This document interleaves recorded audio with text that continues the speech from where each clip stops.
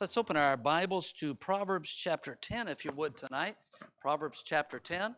Thank you for that song, and the title of that was When Jesus Passed By. Good, thank you. When Jesus Passed By, thank you for that. And when we have an offertory, we don't want it to always be notes. We want to be thinking of the words. And so thank you for that. Also, I don't know if it's like a top secret or something, but someone else had surgery this week, and outpatient. They'll be coming home tonight. That's Sandra Reyes. So please be in prayer for her as well. And if I wasn't supposed to say that, please forgive me. But I did not announce it when I had surgery either. Some people just more quiet about things like that. So please pray for her that she has a quick recovery as well. So here we are. We're in Proverbs chapter 10, and the thought is tongue tamers. Tongue tamers. Now, I don't know where you are on your zoology lessons that you had in college. Zoology, the study of animals, Z-O-O, zoo, instead of zoology. But no matter what scientists say, animals cannot talk. I hate to tell you that. Now they have some communication. I know the dolphins can kind of whine and maybe know they're supposed to do this, and the geese, I know they they honk, and it's like, now I'm leading the pack, and I know they're real intelligent. They're very intelligent, but intimate, understandable conversations, no animal. No, Pastor, my dog can talk. No. He might say, let me out.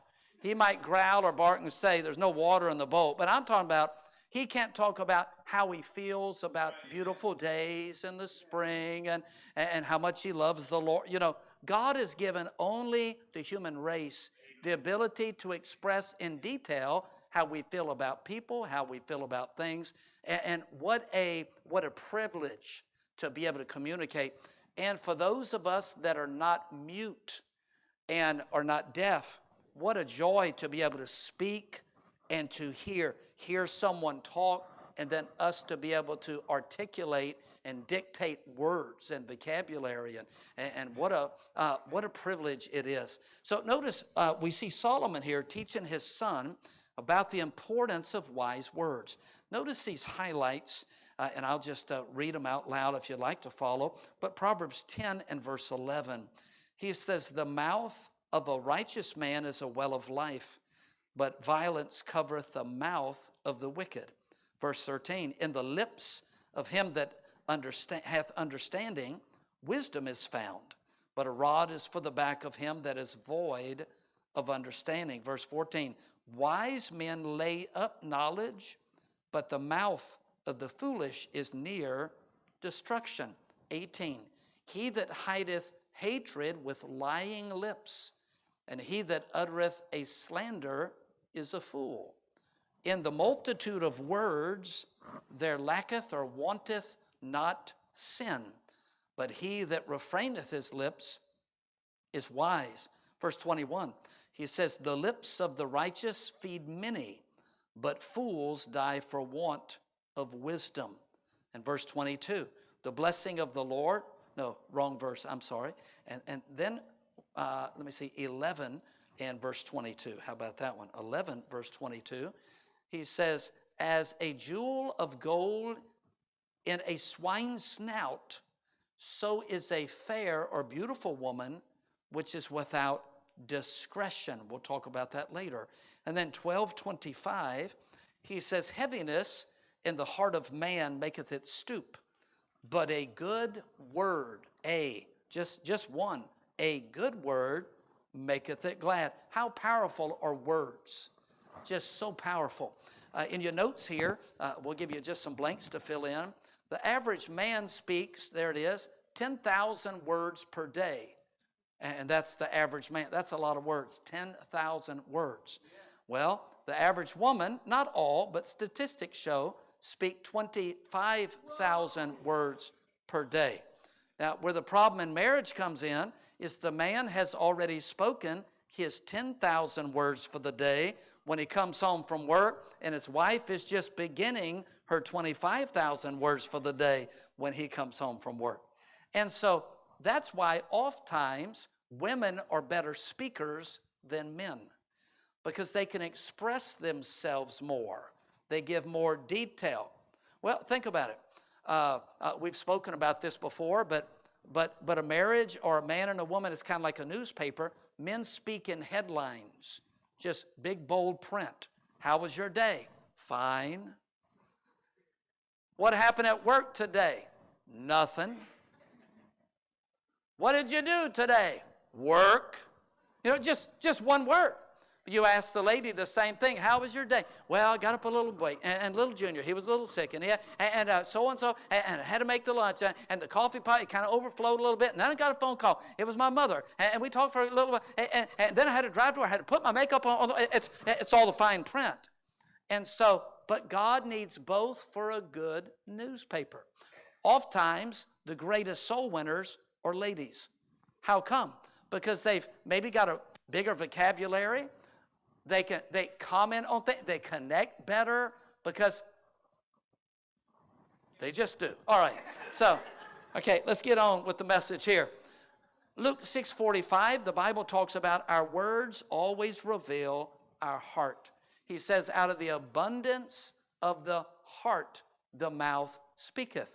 So, if someone cusses or they're trying to straighten out maybe dirty language, you never work on the language. You always work on the heart. The heart is the fountain that river flows.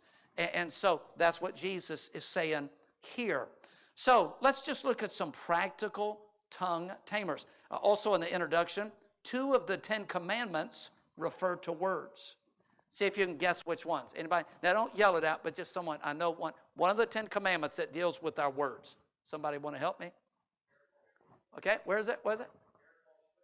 Okay, thou shalt not bear false witness. So lying is one. What would another one be? One of the other 10 commandments. Okay, Kathleen? Okay, thou shalt not take the name of the Lord thy God in vain. So there's 1/5 of the 10 commandments deal with the tongue. Isn't that amazing? So a majority, more than any other command, that one subject deals with that. So it is a great power. Someone said our tongue has power to delight. It has power to direct, and then it's got power to destroy. So what are some things we can do to tame our tongue? We're not going to get into how it's like a fire, it's like a serpent. Someone said our tongue is so much on fire and so dangerous, God puts it on our mouth filled with spit, just to keep the fire out. Well, I don't know if that's really it. I think spit helps with digestion or something, and it's called saliva, I understand. So here we are, practical tongue tamers. This will help us stay out of trouble, I guarantee you. Now, if you can, I want you to turn to the verses and we'll look at them. So here it is. First one, you ready? Keep it closed. So speaking of the mouth, keep it closed. You say, what? Notice Proverbs 13:3. Solomon says to his son, he that keepeth his mouth keepeth his life, but he that openeth wide his lips shall have destruction. And one of the Proverbs, Solomon says, if you'll keep your mouth closed, no one will know if you're foolish or not. It'll keep them guessing. Now, you may be foolish, but when the mouth is closed, no one will know it.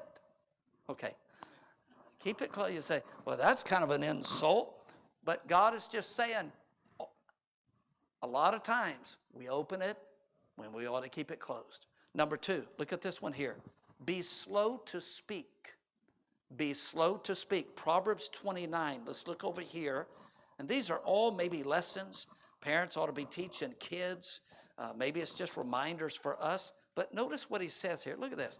Proverbs 29:20. Seest thou a man that is hasty in his words? There is more hope of a fool than of him. Now, probably we won't remember, but you ever have someone maybe say, hey, let me tell you something, and you maybe interrupted, and you answered it and found out that's not really what they were talking about? Okay, let's vote. Who would say men interrupt while other people talk more than women? You would say, I think men interrupt more. Okay, any hands on that? Who would say, no, I think women interrupt more while others are talking? Okay, well, I don't know which one's true. I'm just wondering if you knew. But here's why. Here's what happens. When someone is speaking, some people, they're trying to figure out the answer in their head. They're not listening. They're figuring out the answer. Once they have the answer, they just want to stop the conversation. We're wasting time. Here's the answer. And with the man, oftentimes men are trying to fix a problem. And in a marriage, oftentimes the woman does not want the problem fixed. She wants to hear how you feel about the problem. I didn't come for you to fix the problem. I came for you to hug me and just listen. Okay, that didn't go over well, but anyway, so a little marriage counseling here tonight. But be slow to speak. And then look here in Proverbs 18, you'll love this. Proverbs 18 and verse number 13. 18:13, and the blank is, hear it out before speaking. Hear it out before speaking. So here it is, 18 and 13, and it says, he that answereth a matter before he heareth it, it is folly and shame unto him. Okay? And I know sometimes on these game shows, it'll be, all right, what category? And I know they have to jump in. But I wonder how many times they jump in and then it's the wrong answer. They say, and now for the rest of the question. There was a man years ago, his wife was, she was, let me see. Let me make sure I have it right. He was on a business trip, and his wife was at some real nice vacation resort area. And she could only telegraph him. It was in the olden days. Found beautiful diamond ring. I love it. He telegraphed back. She said, can I have it? He telegraphed back, how much is it? She said, $10,000. So he telegraphed back, no, comma, price too high. Well, when the telegraph person sent that wire, he left the comma out. It just said, no price too high. And she bought it. Sometimes one comma makes a whole lot of difference. One word. Years ago, when we were trying to get permission from the city of Napa to build our 2-story building, we had to meet with the, it was a public hearing in the planning department. So the mayor is there, some of the city council people are there, the public building inspector's there. So the people who give you power to have that building permit are all there. But the neighbors get to speak first. And, we don't, he's too much traffic. And we heard things like, it's too much on too little. They're trying to build too much on too little land. And they need to move. And everyone just said their stuff. And, we had a packed courthouse, if you will. We had a ton of people from our church there. And I remember some of our people were getting riled up because neighbors were insulting me and they were insulting our church. I said, sit down, sit down.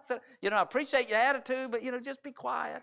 And so we had to hear all that, and I was just taking notes.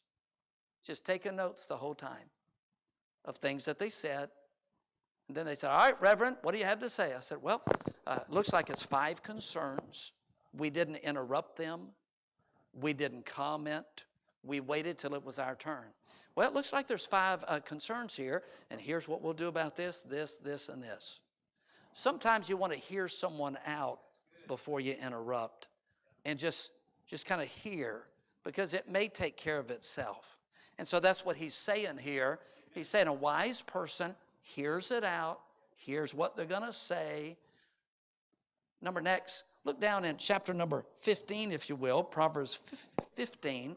And these are all things to help us with relationships, with people we work with bosses, with employees, with followers, with leaders, with mates, with parents, with friends. So many ways this goes. But in Proverbs 15, in verse 23, a man hath joy by the answer of his mouth. And look at this. And a word spoken in due season, how good is it? Now, what's he talking about here? Number 4, look for proper timing. Look for proper timing. In Ecclesiastes 3, it says, to everything there is a season, a time to be born, a time to die, a time to rejoice, a time to weep, and all these things. So sometimes it's not what you say, it's the timing. Amen. The husband's coming home from work. He's had a long day. One thing he's thinking about. Y'all ready? I'll spell it. F-O-O-D. He's thinking of food. He's hungry. He's a grouch because he's hungry. His stomach's growling. It's saying, you're starving to death. You got 30 minutes and you're going to die. And that's not true, but when men are hungry, they're a little bit grumpy, they're a little tired. It's hey, don't talk to me. I don't need to know about the kids, the problems, the homework, nothing, just food, and then let's talk. And so sometimes it's the timing of what we say. Catching people at the right time. The time to ask for an allowance, raise, or if you're a young person going on a great trip or borrowing money from your parents or earning money, is probably not when they're kind of having a little friction. It's probably after they just said, you made straight A's? Yeah. Hey, Dad, by the way, could I? That's good timing. Good timing. So you want to look for the right timing. Same thing in soul winning. When a man answers the door and you're soul winning and he's got a piece of steak on his fork, it is not the time to say, if you died today, it's time to say, man, I'm sorry we interrupted supper. Here's a card, we'll catch you some other time. That's the time to do that. If a family's having a loud discussion that you can hear 5 blocks away, probably not a good time to knock on the door and say, if you died today. There is a time. There's a time. Okay, let's keep going here. Number 5, use soft words. Use soft words. Look here in 15:1, if you will, of Proverbs 15:1. And it says, a soft answer, and that word soft, if you study it, it's not talking about quiet. A lot of times we think answer quietly. It's not talking about that. It's talking about soft words, words that are not harsh, words that do not make people angry. Okay, for instance, okay, so here's a husband, he's repairing something. Okay, be careful, honey. That's my china cabinet, and be careful, you're putting that knob on. Don't break it, and smash. Well, that was the stupidest thing I've ever seen in my life. A harsh word. Are you the only idiot born in your family, or are there more? Harsh words. So we all have a vocabulary of harsh words we can dish out anytime we want. By the way, Brother Gibbs, he's always confessing his use of harsh words on people. And so he's saying, learn to use soft words. Soft words are like the special forces guy who they found a landmine on the ground, and they're What's the word I'm thinking of? Trying to make it so it won't blow up. Not just disarm. What was it? Diffusing. Yeah, same thing, I guess. But he's diffusing that bomb. You want to be able to diffuse some situations, not just step on it and blow the whole family up.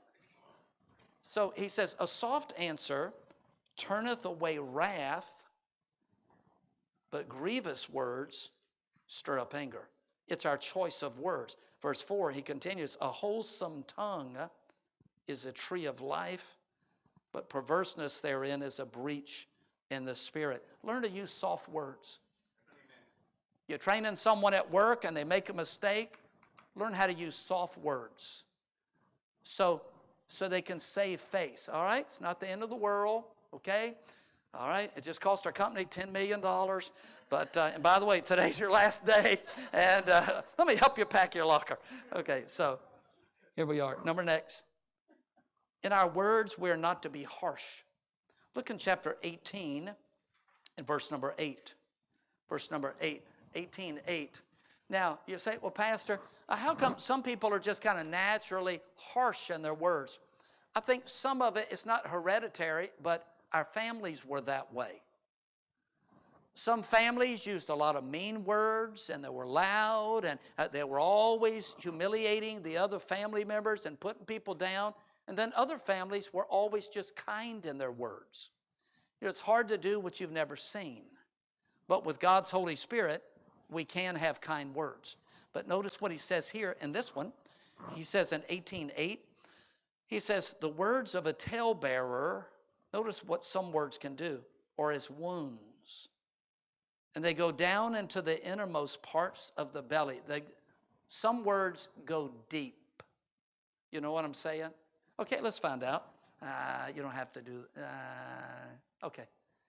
Who's ever had someone tell you words, and I'm not talking about bad news, like someone passed away or something like that, but they said something about you or about your intelligence or something, but it made you cry. I'll lift my hand. So words can go real deep. And then I guarantee you, most of us can remember some conversation that went back 30, 40, 50 years. Something someone said that really didn't need to be said. 70. Wow. I can't imagine anyone saying anything unkind to you, Brother Dewey. But keep going here. Notice here. Now, here's another one. 17:28. These are just tongue tamers, things to help us, because the more we can control that tongue, the less apologies we have to make. So 17, look down in verse number 28. Even a fool, when he holdeth his peace, is counted wise. And he that shutteth his lips is esteemed a man of understanding. So all throughout Proverbs, we keep seeing it repeated.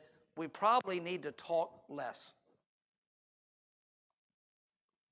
He's not saying we shouldn't talk at all, but he's just saying a lot of times it gets us in trouble. So when number 7, the answer is be quiet.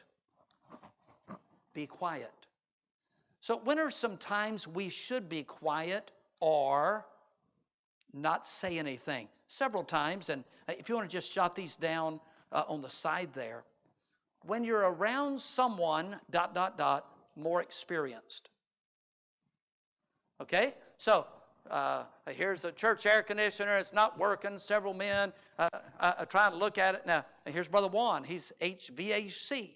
It stands for heat and something else. I don't know what else it stands for, but HVAC. And so he knows air, he knows heat. That's what he does for a living. He's been trained in that. Now, if people are looking at the air units, trying to figure it out, I'm going to be quiet. I'm going to let him talk, because I have no idea. I might say, I think you need to plug it in. Something like that maybe, but I don't know that subject. So when you're around someone like the boss at your job, you're the assistant surgeon. He's done 15,000 surgeons. Oh. He's done that many surgeries. It's probably good just to kind of listen. Oftentimes, we do all the talking when we're around someone very smart in a field. We ought to just be listening. Second, when we're around someone older. Years ago, this was kind of a saying, and we're not down on kids. Kids, when company's over, should be seen, not always heard. The kids should not always be the center of attention, so the parents never have a chance to talk. They're running right. Here's two parents. They're running in between them and running in between them and throwing and hollering. Kids need to be trained, but there's a time when you're around people older than you, you probably ought to ask questions and then listen. They've got a lot to say. Tom Brokaw's book, The Greatest Generation, look at all those stories about people went through World War II and they said, here's how we made it, and here's what we had to do. What a great generation. That generation's about to die off. We better get all the information and wisdom that we can from them. Third, and these are not always cut in stone. Number 3, when there's controversy. Well, they shouldn't have that woman as the Supreme Court justice. She don't even know what a woman is. Well, she's this. Well, she's this office, and here's something she did. Here, if you don't know a subject well, it's probably good to stay out of it. Should we even be in Ukraine? When you don't know how to spell it, you might not want to give a whole lot of opinions on it. Them Iranians, man, they're just being bombed by Russia. It's not the Iranians, it's the Ukrainians.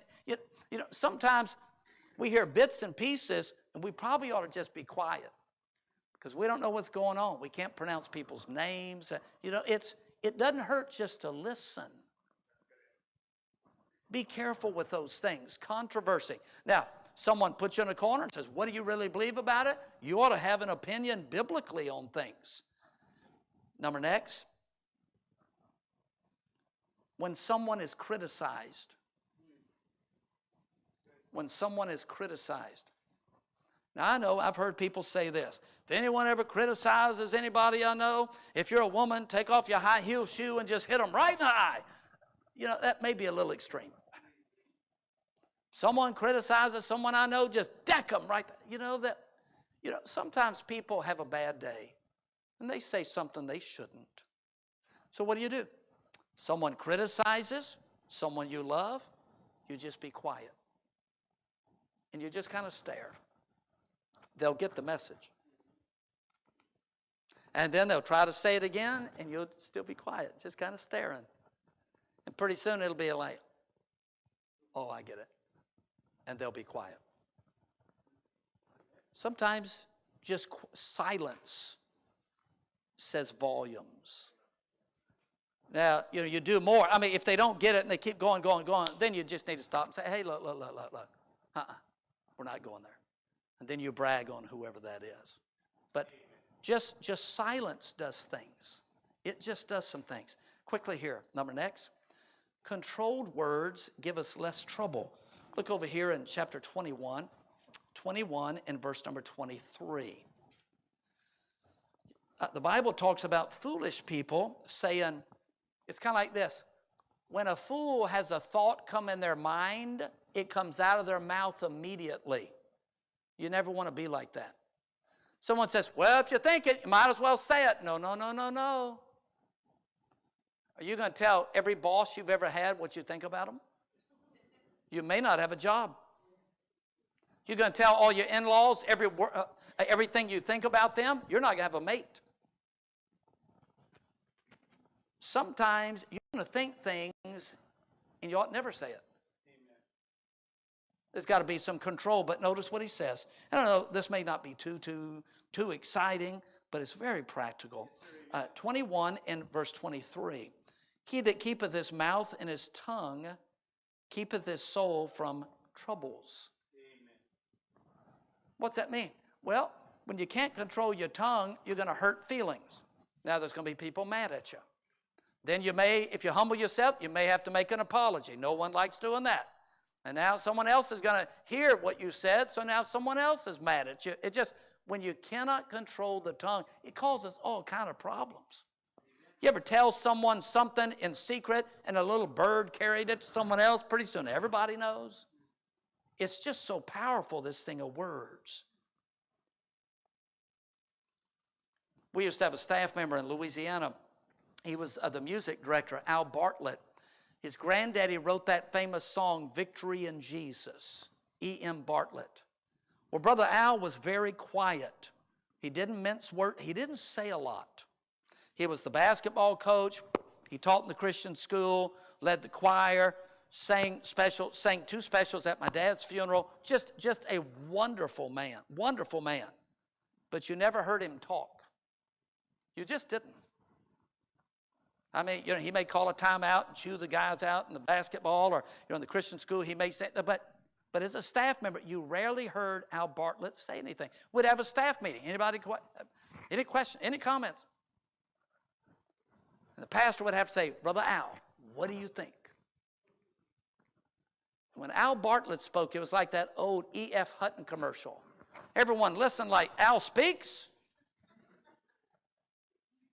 He didn't speak much, but when he did, everyone listened. there were other staff members that talked all the time. So when you have an opinion, no one cared what they thought. We had already heard it. You want to be someone that when you speak, someone says, I bet they have something to say. And then over in Matthew 12:36, you need not turn there. Oh, let's turn there. And the little blank there is avoid idle words. Avoid idle words. Matthew 12. Looking down at verse number 36. I know this is going to sound very strange.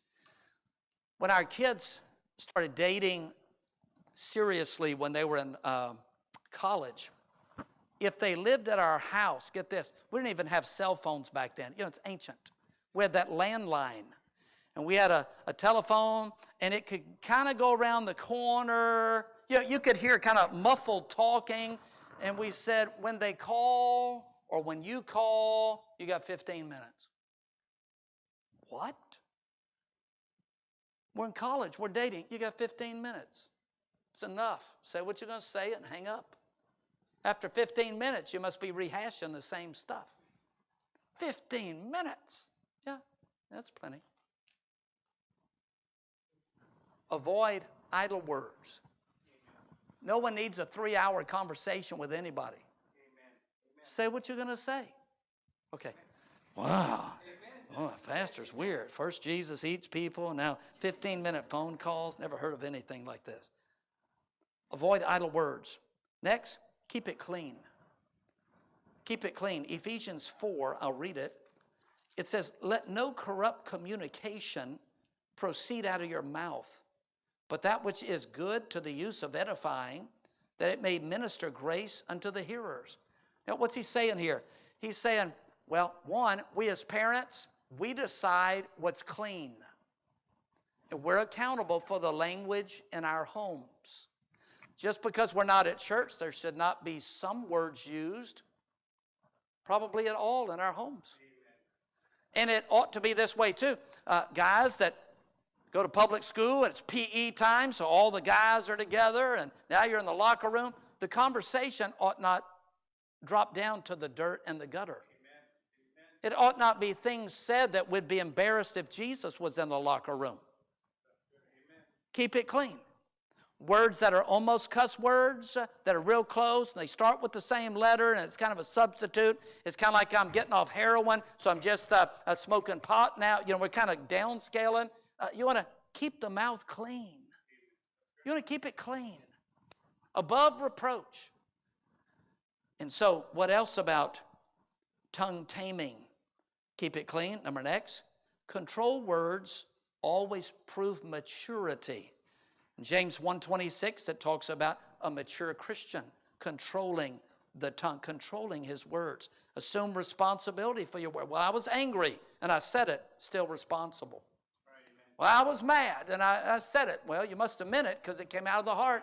Right. Well, I was angry, and I just kind of boiled over. But you're still accountable for your words.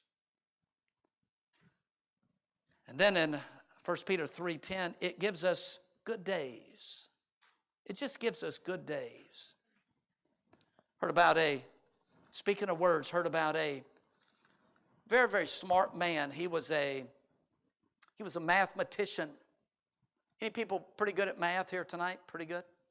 I won't put you on the spot, I promise. Okay? You passed Algebra 1 and Algebra 2. At least you got that far, okay? How many of you passed calculus also? Wow. Trigonometry. Whoa. That's beyond me. I never had trig. Good. All right. Brother Steve, no, that doesn't count. No, that's MIG. That's MIG and TIG. That's welding. Okay. And so trig is different. So here we are. So the chauffeur was going to take the mathematician. They were honoring him at this great big banquet. And they were honoring him and saying how smart he was and all the degrees. So he got with the chauffeur and he said, I'm so tired. He said, I go to all these banquets, get honored. He said, how about I be the chauffeur tonight? And you be the big shot. We'll let them think you're the mathematician. He goes, really? I said, okay. He said, you ride in the back, I'll drive the car. So the smart mathematician is driving the car, pulls up. Oh, come on. Oh, your chauffeur can sit with you in the banquet. Okay. So there they are. And then it all backfired. They said, before we eat, we would like to give one math question to the professor that's so smart. And they're looking at the chauffeur. And they said, now the cotangent of this divided by that times this to the third power divided by, and then they gave him this long thing. And the answer is what? He said, the chauffeur said, that's about the dumbest thing I've ever, that is so easy. I'm going to let the chauffeur answer that. Words. So here's the bonus ones. Let me just give you these quickly. We got about 6 minutes here. Bonus. Number one, keep your word. If you're going to be put on the hot spot, do you promise you want to keep your word? I told the story years ago when our son Jonathan, I think, was 16, turned 16. I said, look, I'm going to take you to any restaurants you want to go to within driving distance. This week, well, we're working on the building. I'd work till, 9 o'clock. I come in. It's 9 o'clock. I am whipped. He goes, Dad, you're home. I said, yeah, I'm home. Oh, I'm so beat. He said, you said you'd take me out tonight for my birthday. I said, okay, where you want to go? It's 9 o'clock. He said, I'd like to go to Claim Jumpers in Concord. Hour drive, Friday night, at least hour and a half wait. No reservations. I said, here we go. Push me out the door. We drove all the way there. I almost drowned when I fell asleep and my face went about 3 inches deep in my soup. And you said, why'd you do it? I promised. Amen. My promise meant more to me than sleep that night. Maybe make few promises, but follow through. You want to follow through. Keep your word. Number next, tell the truth. Now, some of you perhaps here tonight, you grew up lying a lot. And you know how that is. A lie is like a table. It takes so many legs to keep it standing up. Someone said if you always tell the truth, you never have to remember what you ever said. Because it keeps changing all the time. You want to just always tell the truth. I've read the account. You've read it. The George Washington chopping down the cherry tree, and I cannot tell a lie. I did it. You read Honest Abe Lincoln. That was not just something in books. That's what people called him. He did a public speech one day, and he just gave a minimal statistic. You know, the guy walked 2 miles, and here's what he did. He got all the way home and remembered the guy walked 6 miles, not 2 miles. Lincoln walked all the way back to the town, gathered the crowd. He said, I made a mistake. The guy walked 6 miles. Walked all that distance to correct something in a speech. You want to be known as someone that's honest. It must be true. They always tell the truth. You don't want to be like that boy that cried wolf. He lied and lied and lied and lied and lied. And finally the wolf came after the sheep and no one believed him then. You want to start as a child. Don't lie to cover for someone. Don't lie because you're in trouble. Don't lie because you're fearful. You just want to tell the truth. Jesus always told the truth. Next, learn to speak kindly. Speak kindly. And along with that, be discreet. The Bible says a beautiful woman without discretion is like a swine with a beautiful, what is it? Ring, gold, what's the Bible word? Beautiful, I forget the Bible word, but with a gem or something. It's in there somewhere. But it says a pig with a beautiful diamond in its nose, it's still a pig. So what he's saying is this. There's some things that ought not be talked about. Some people don't know what that line is. It's called discretion. For instance, here's a husband, and maybe he's been sick to his stomach all day long. The whole church doesn't need to know about that. So the little family comes into church. Hey, let me see, is anybody named George here tonight? Okay. Hey, I don't think so. Hey, where's George? Well, he had diarrhea all through the night. It's just terrible. Now, everyone's heard this. Now, Brother George, he's an usher that night. He's feeling better. And the pastor still remembers he had diarrhea all through the night. Would Brother Diarrhea come and, Brother George, come and lead us in prayer. So there's certain things that ought never be talked about publicly with others. And we have to know what those lines are. Discreet. A person who's not discreet embarrasses their mate, embarrasses their family, embarrasses their friends. Next, brag on people. Jesus always did. Someone says, well, what about John the Baptist? He said, born of women, there's not a greater than John the Baptist. He looked at one person. There's not been so great faith in all of Israel like this person. The woman that poured the ointment, there's going to be a memorial forever. She'll be.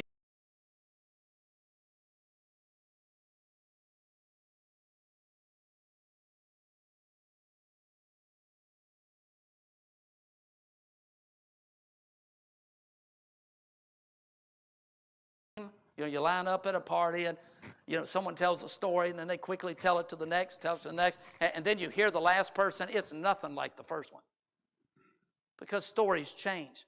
Never pass something on if you didn't see it and you're not totally totally sure it's true. I remember we were working on the new building one day and someone says, did you hear on the news? Michael Jackson was just murdered. He wasn't murdered. I don't know where he got that story. Be careful about passing something on. Do not write what you do not want read. We live in a day that will sure backfire on you. Let me see. I wonder how many Supreme Court justices will not be sworn into office because they wrote something and posted it several years ago. Now it is all coming back to be said. This is what you said 3 years ago. Did you believe it then or do you believe it now? And it's all coming back. You want to be careful. Kids, don't write mean notes about someone. Don't criticize someone because someone's going to find that and it's going to be read. And you're going to be very embarrassed. Now, you may have feelings or distrust for someone, but you ought not post, write, or share that. It's going to come back on you. And then last, someone said this, great minds speak about ideas. Average minds speak about things. Weak minds only talk about people. You want to be careful what you say. Tongue tamers, just some things to help us this week. To tame that tongue. Heavenly Father, we ask your blessings about these truths tonight. Pray you'd help us. Help it make a difference where we work, in our families, amongst those that we love, in our church, as we witness that, Lord, somehow you'd use the power of our tongue with your help to be controlled and be an effective tool and weapon for your kingdom. Our heads are bowed and our eyes are closed. In a moment, we'll have an invitation. Maybe you've got a burden, someone you'd like to pray for, someone that's ill, we mentioned, a soul you're trying to reach. You're welcome to come. If you're listening online tonight, there's a couple of videos you can watch that explain how to be saved, and we're glad you tuned in tonight. Let's quietly stand, please. Let's all stand. The piano's going to play, and this will be our invitation tonight. Let's do business with the Lord.